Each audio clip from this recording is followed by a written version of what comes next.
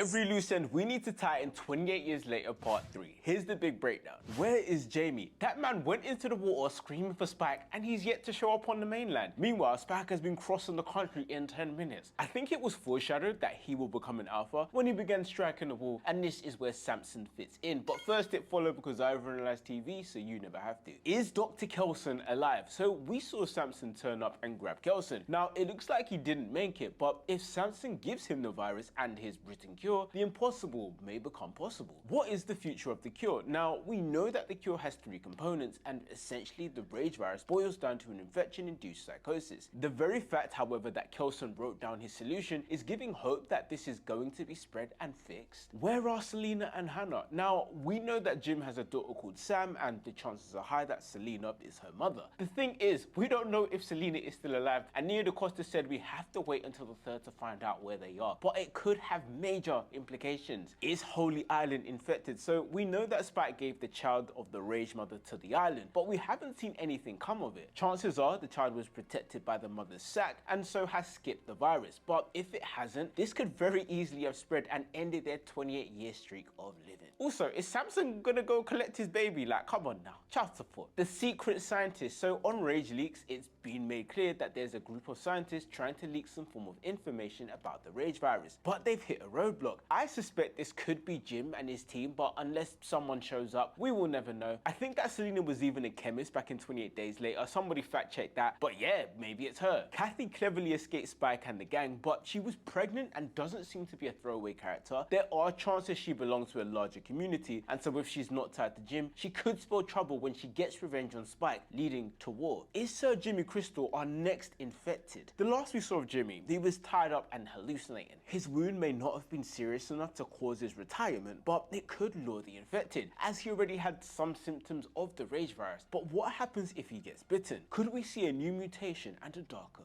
version? Guys, what do you think we need to cover in 28 Years Later, part 3?